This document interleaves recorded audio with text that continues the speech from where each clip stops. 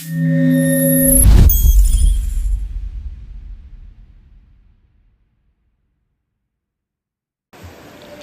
saudara-saudara kasih di dalam Tuhan Yesus Kristus. Jumpa lagi bersama saya di saluran kesayangan Anda di channel YouTube Suara Kebenaran Kristus. Jangan lupa subscribe, tekan lonceng, dan like. Pada renungan hari ini, firman Tuhan diambil di dalam Matius 14 ayat 22-33. Matius 14 ayat 22-33. Mari kita buka firman Tuhannya di dalam Matius 14 ayat 22-33. Bunyi firman Tuhannya adalah, sesudah itu Yesus segera memerintahkan murid-muridnya naik ke perahu dan mendahuluinya ke seberang. Sementara itu ia menyuruh orang-orang banyak pulang. Dan setelah orang-orang banyak itu disuruhnya pulang, Yesus naik di atas bukit untuk berdoa seorang diri. Ketika hari sudah malam, ia sendirian di situ.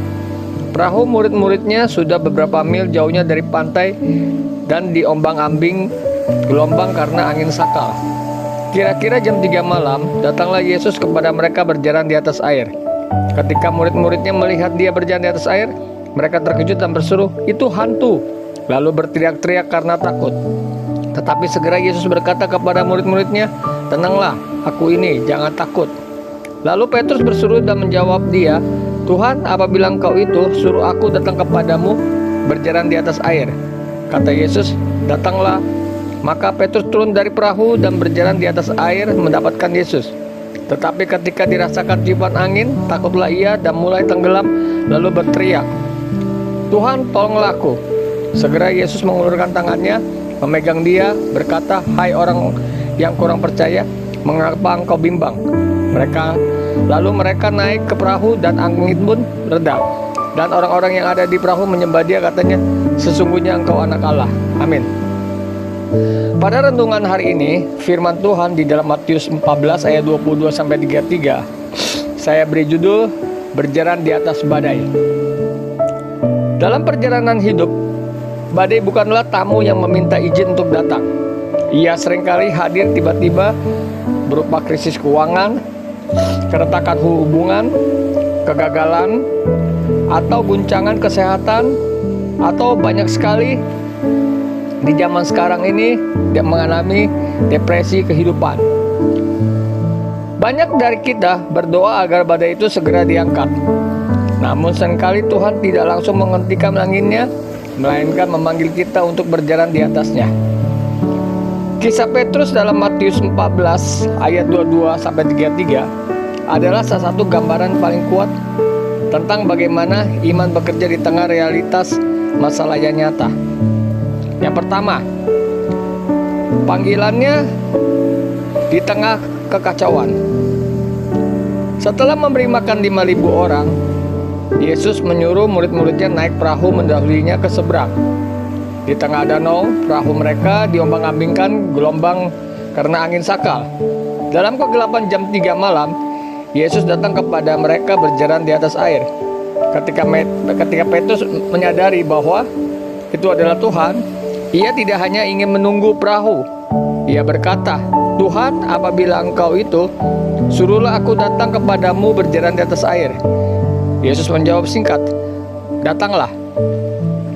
Pesan pertama bagi kita adalah, mujizat dimulai dari ketaatan pada saat satu langkah kecil. Petrus tidak menunggu laut tenang untuk keluar dari perahu itu. Ia melangkah saat badai masih mengamuk, karena ia mendengar suara Tuhan.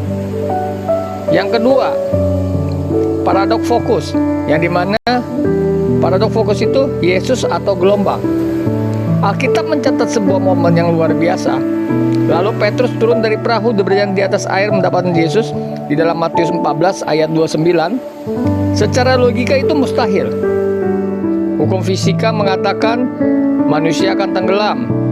Namun selama mata Petrus tertuju pada Yesus, hukum iman melampaui hukum alam. Kelemahan manusia Petrus ditopang oleh kuasa ilahi. Namun di ayat 30, coba kita lihat di dalam ayat 30, mencatat titik baliknya.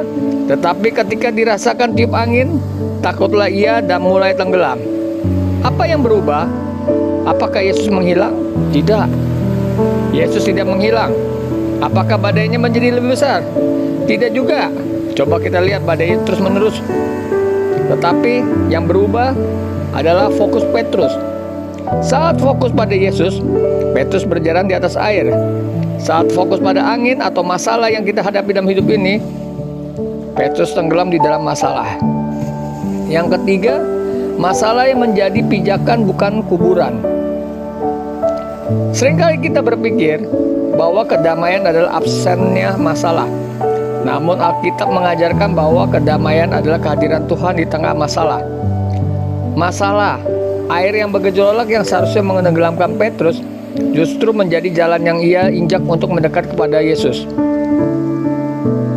Motivasi Kristani, motivasi kita dalam hidup ini yang sejati, tidak berfokus pada kapan badai itu berhenti, tetapi pada siapa yang berdiri di depan saya.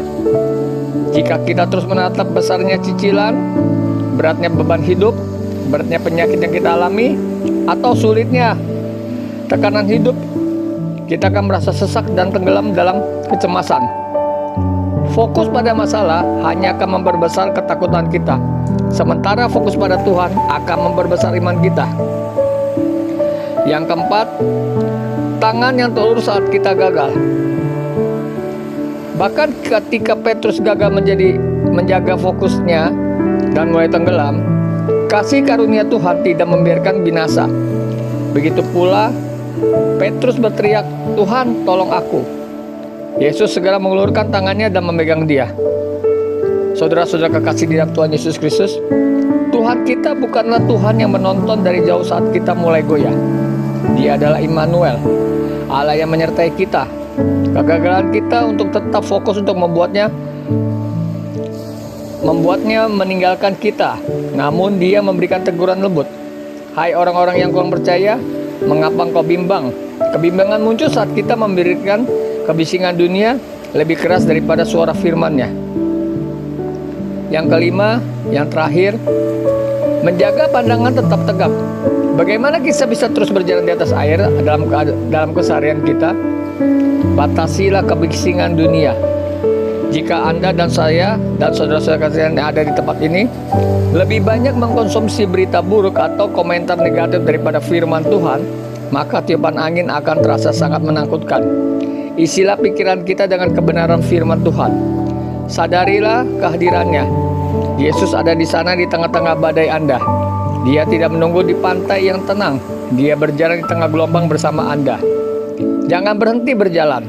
Jangan biarkan rasa takut membuat Anda membeku di dalam perahu kenyamanan. Jika Tuhan memanggil Anda untuk melangkah dalam pekerjaan pelayanan atau pemulihan karakter, melangkahlah dengan mata yang terpaku padanya. Dan terakhir, fokus adalah kunci. Fokus adalah kunci kemenangan Anda hari ini. Tidak ditentukan oleh seberapa tenangnya situasi di sekitar Anda, melainkan oleh di kemana mata hati Anda memandang badai. Mungkin masih menderu, angin mungkin masih kencang, tetapi di hadapan Anda berdiri Sang Pencipta alam semesta yang berkata, "Marilah datang kepadaku." Teruslah memandang Yesus, Sang Imam besar yang memimpin iman kita kepada kesempurnaan di dalam Dia. Anda dan saya tidak hanya akan bertahan melewati badai, tetapi Anda dan saya berjalan di atasnya dengan otoritas dan menuju kemenangan. Amin.